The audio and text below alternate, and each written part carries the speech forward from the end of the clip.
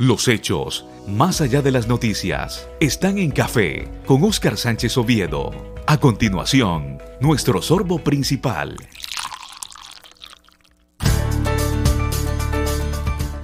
Córdoba, un pueblo resiliente. Primera entrega. Corsoc.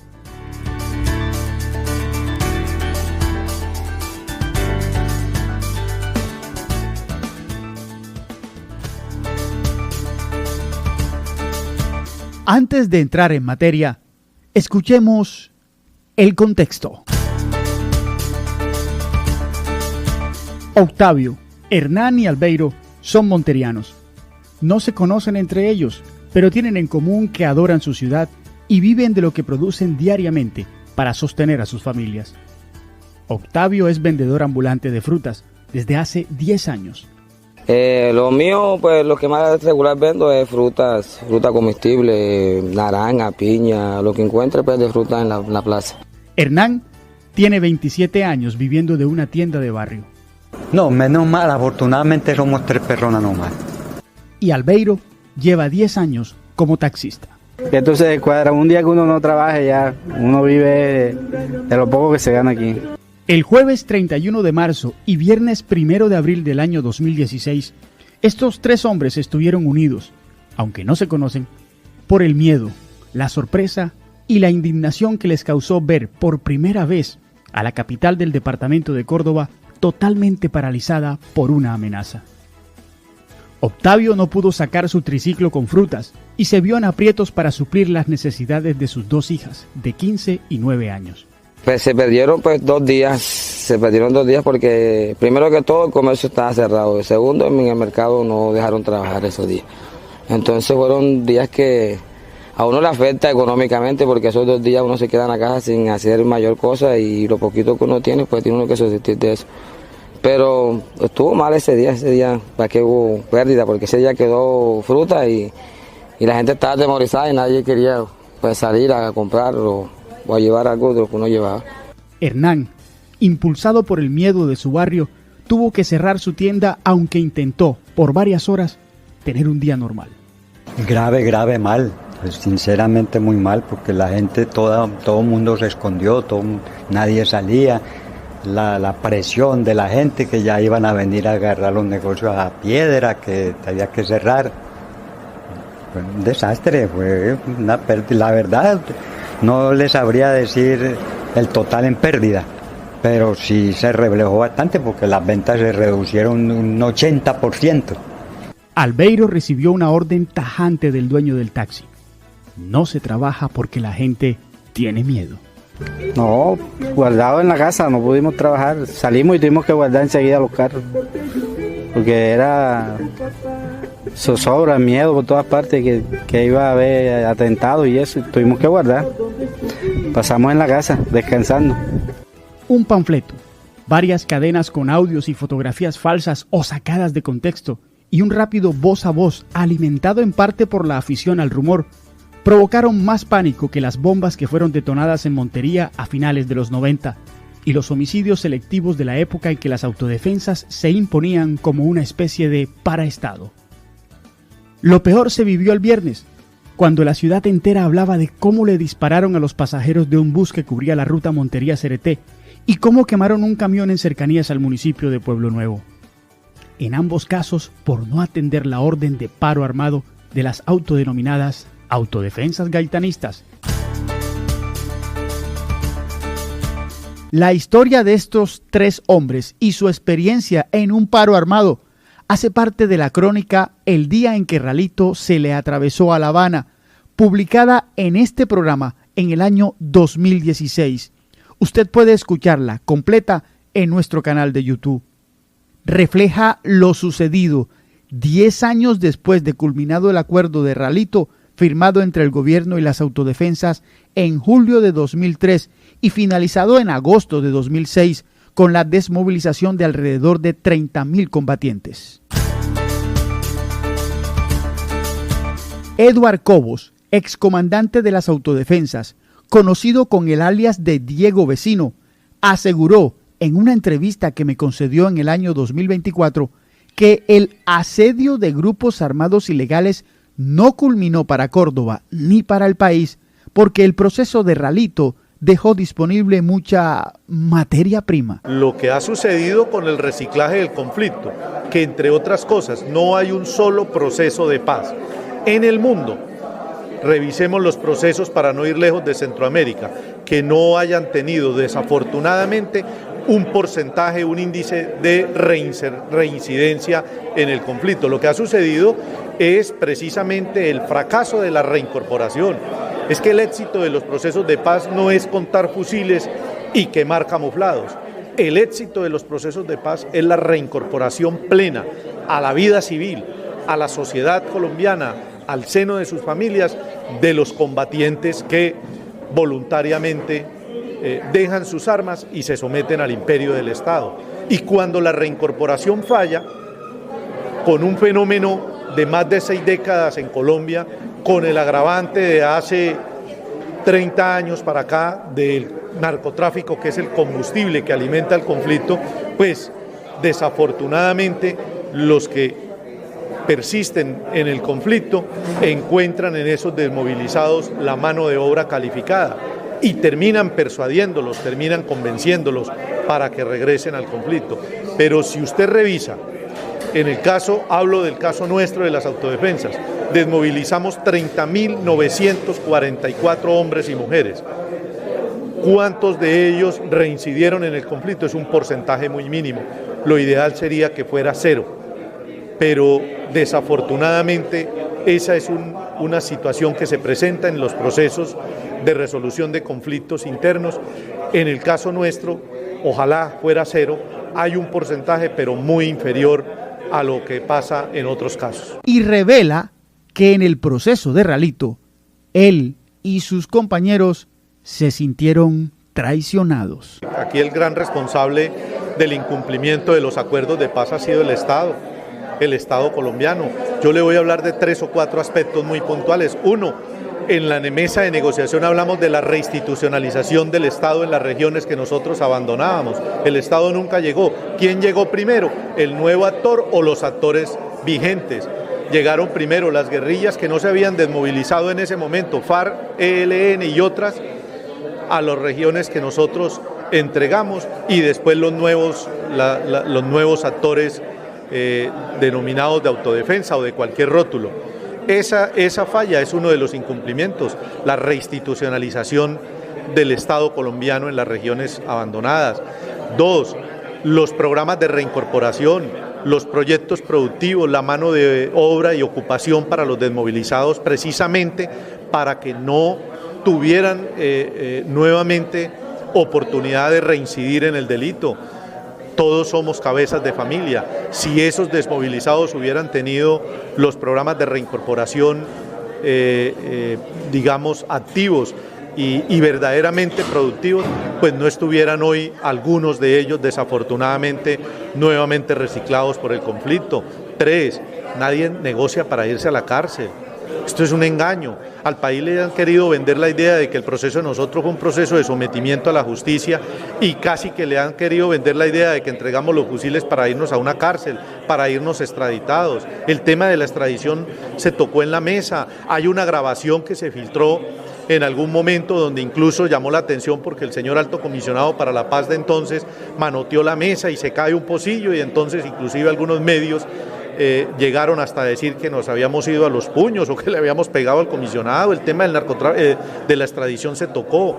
Hay en las resoluciones de miembros representantes para quienes tenían vigente la extradición, hay el famoso articulito, hay un parágrafo que quedó consignado en el que la extradición no procedía siempre y cuando el postulado o el comandante estuviera cumpliendo con los postulados de justicia y paz. Entonces yo pregunto hoy, ¿cuántos de esos postulados de justicia y paz fueron a Estados Unidos extraditados, regresaron y hoy incluso siguen en el programa de justicia y paz? Luego quiere decir que no incumplieron porque fueron extraditados. Entonces, y aquí le puedo seguir numerando, y créame que nos tomamos gran parte de su programa.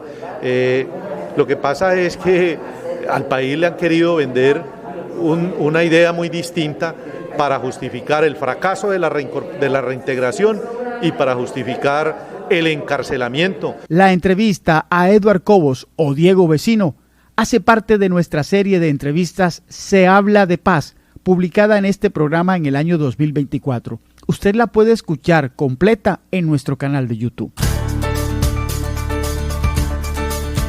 Según los más recientes registros de inteligencia de la policía, en Córdoba el Clan del Golfo ya hace presencia en sus 30 municipios. Lo hace con 2 estructuras, la Central de Urabá y la Roberto Vargas Gutiérrez. La estructura central de Urabá, con aproximadamente 600 hombres directos en armas, se divide en 2 subestructuras, la Zuley Guerra y la Juan de Dios Úsuga. La Zuley Guerra hace presencia en 7 municipios: Canalete, Los Córdobas, Puerto Escondido, Moñitos, San Bernardo del Viento, San Antero y Lorica. La subestructura Juan de Dios Úsuga hace presencia en un municipio, Valencia. Por su parte, la estructura Roberto Vargas Gutiérrez se divide en 3 subestructuras: la Javier Yepes Cantero, la Rubén Darío Ávila y la Uldar Cardona. Ellos hacen presencia en el resto de los municipios del departamento de Córdoba. El abogado Felipe Fernández, experto en seguridad y orden público, nos acerca al tema. Bueno, Oscar, sin duda, según datos del Ministerio de Defensa, el Clan del Golfo hoy es la organización con más hombres en el país. También, de acuerdo con la Defensoría del Pueblo, sus informes, es la organización que más control tiene a nivel territorial. Y de alguna manera estamos viendo esta reconfiguración que viene jalonada también por las discusiones de la paz total. También un poco la conducción de hostilidades o la victimización en diferentes escenarios frente a delitos de alto impacto también se debe a una necesidad de estar latente ahí en la mesa y decir aquí estamos ejerciendo control territorial, mantenemos relaciones con líderes comunitarios, líderes sociales y todas las victimizaciones que hay allí en adelante. Es decir, doctor, el Clan del Golfo podría estar en estos momentos más interesado que nunca en mostrar control territorial, pero además cercanía con ciertas comunidades para ser visto como un componente político. Totalmente. De hecho, la narrativa, y tú lo mencionaste ahorita, la narrativa actualmente del Clan del Golfo, o anteriormente Autodefensas Gaitanistas de Colombia, es que ahora se denominan Ejército Gaitanista de Colombia. Es decir, ellos ya están montados en el discurso antiestablecimiento o antiestado, y que eso tiene unos cimientos políticos que abonan el camino o allanan el camino para estas discusiones sociojurídicas que viene adelantando el gobierno en el marco de la paz total.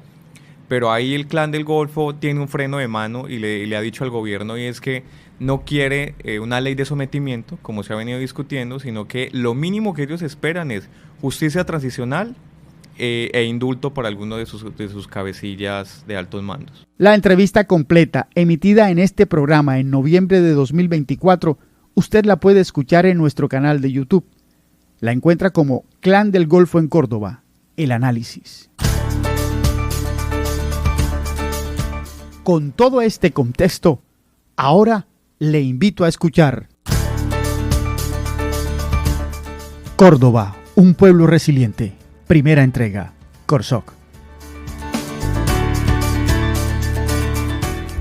El 25 de abril de 2026, la Corporación para el Desarrollo Social y Comunitario, Corsoc, cumplió 34 años.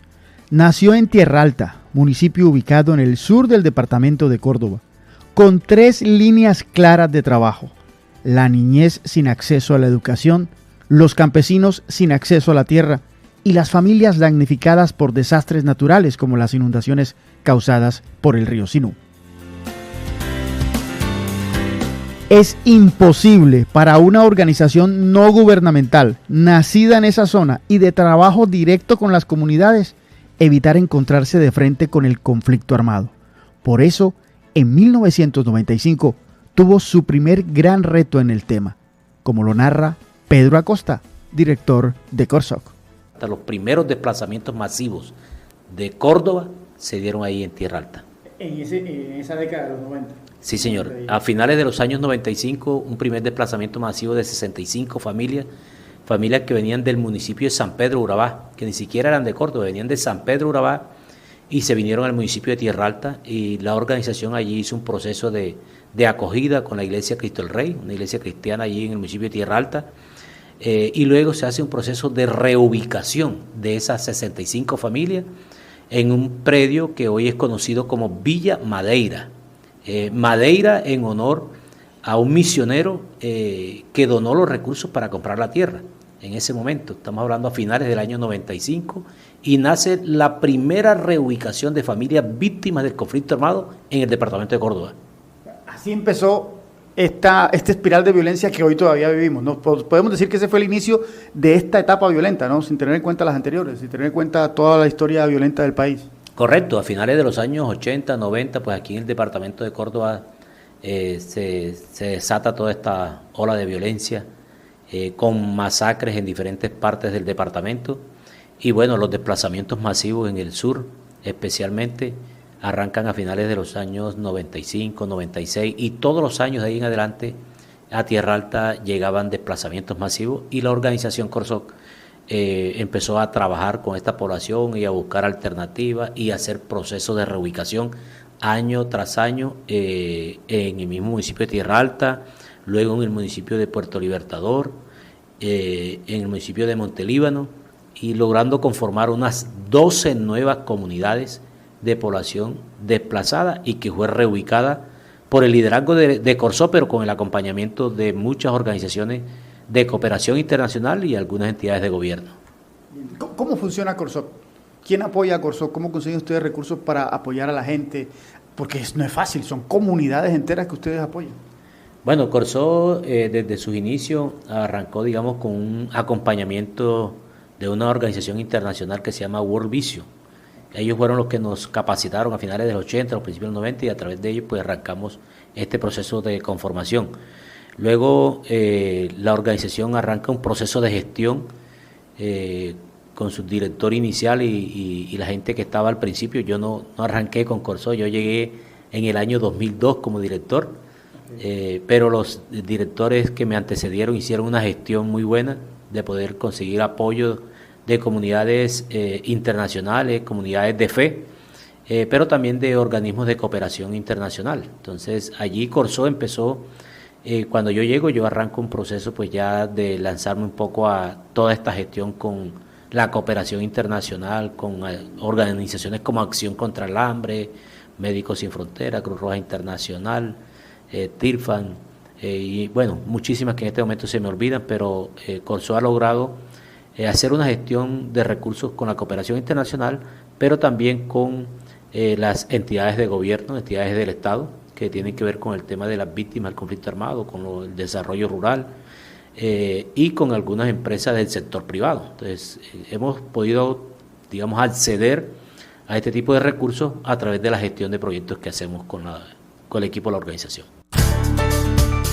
De todos estos años de trabajo, la Corporación para el Desarrollo Social y Comunitario ha logrado, entre otras cosas, un gran archivo de historias de resiliencia que reposan en sus documentos, en sus fotografías, en sus videos y por supuesto en la memoria de sus integrantes.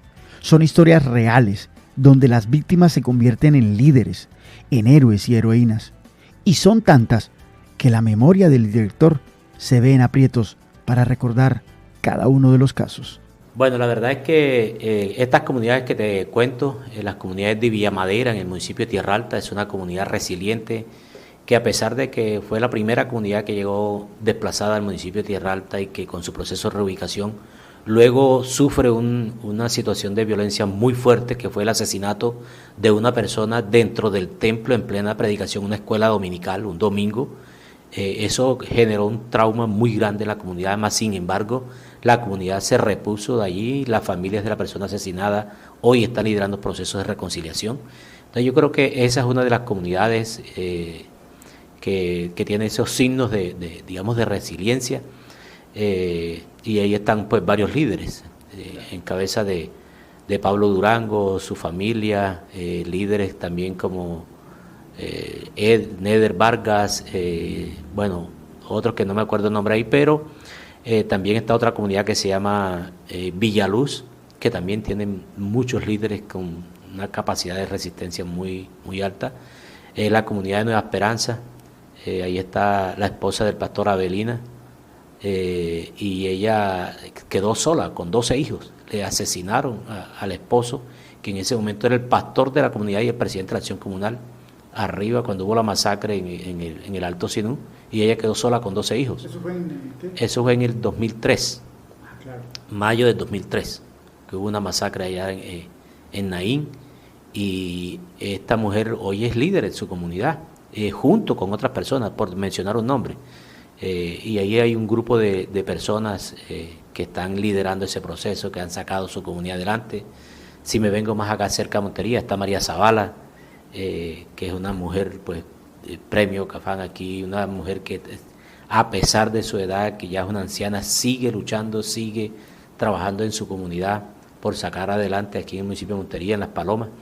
Y bueno, una persona como Roger Higuita, que está viviendo ahí en Tierra Alta, en Zona 6, que también sufrió todos los efectos de este conflicto armado en el Paramillo, que fue perseguido, fue amenazado, lo iban a matar y él logró escaparse, que es una víctima directa de Salvatore Mancuso, que hoy lo ves tú en los espacios públicos tratando de hacer procesos de reconciliación.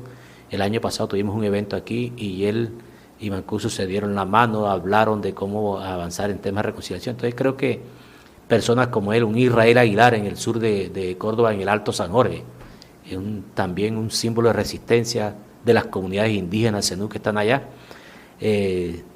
Digamos que hay mucha gente que está en esta misma línea de poder trabajar por sus comunidades, y que ahora se me escapan los nombres, pues que es corta el tiempo que tengo aquí, no tengo la lista larga que Corsó ha acompañado. O sea, claro, pues son comunidades que Corsó ha venido acompañando, pero también otras organizaciones aliadas nuestras que vienen acompañando otros procesos y que conocemos de mucha gente, muchísimos líderes, cientos, miles de líderes que en Córdoba trabajan día a día para construir paz y que han sido víctimas del conflicto armado. En Córdoba oficialmente se habla de más de 370.000 víctimas directas del conflicto, pero todos saben que son más, una cifra muy alta en un departamento con alrededor de 1.969.000 habitantes. Por eso para Corsoc es importante generar espacios para que las víctimas y los victimarios se sienten a dialogar, con la plena convicción de que es un primer paso en busca de la paz verdadera para Córdoba. Bueno, tú sabes, en Córdoba tenemos más de 370.000 víctimas registradas, pero también tenemos un subregistro, es decir, que esa cifra es muchísimo más, porque mucha gente no logró registrarse por temor, por miedo, por amenaza, por cualquier otra razón. Entonces tenemos una cifra bastante alta digamos, teniendo en cuenta las cifras de otros departamentos del país. Nosotros todos los años, en el mes de septiembre, 21 de septiembre, que es el Día Internacional de la Paz, declarado por Naciones Unidas, hemos venido trabajando diferentes estrategias. Primero se llamaba Pan y Paz, luego le buscamos otros nombres y ahora pues hemos hablado de tejer esperanza, de poder seguir tejiendo esperanza en el territorio. Y en los últimos 2 años hemos hecho un énfasis de poder hacer este evento el 21 de septiembre con diferentes actores, por ejemplo, digamos, víctimas del conflicto armado, pero también los victimarios y la institucionalidad. Entonces, en los últimos 2 años hemos podido tener acá personas que han participado en grupos armados de la AUC. Hemos tenido dos comandantes de alto nivel. De la FARC hemos tenido también varias personas en estos espacios, y de la institucionalidad, personal de la alcaldía, personal de la gobernación, personal de entidades del orden nacional como la Agencia Nacional de Tierra y otras entidades. Entonces hemos podido desarrollar estos espacios donde lo que se busca es, digamos, tratar de tejer esa esperanza, tratar de buscar cómo salimos de esta situación de conflicto, y que estas personas que han participado de la guerra y otros que han sido víctimas puedan darnos luces a la sociedad en general de cómo avanzar para ir terminando o ir bajándole los niveles a esta guerra, a esta situación de conflicto que aún persiste en los territorios. Y creo que allí pues hemos encontrado muchas lecciones. En estas conclusiones de estos eventos hemos encontrado lecciones que hemos podido divulgar con otras entidades de cooperación internacional, pero también con las mismas comunidades, con la institucionalidad. Entonces creo que este tipo de eventos se convierten en unos signos de esperanza para poder seguir construyendo paz en nuestro territorio. Son pasos concretos, basados en la resiliencia de decenas de líderes y sus comunidades, y de victimarios que comienzan a mostrar arrepentimiento real, sin cámaras ni eventos multitudinarios de por medio. Espere la segunda entrega de Córdoba, un pueblo resiliente, con Elvira Negrete.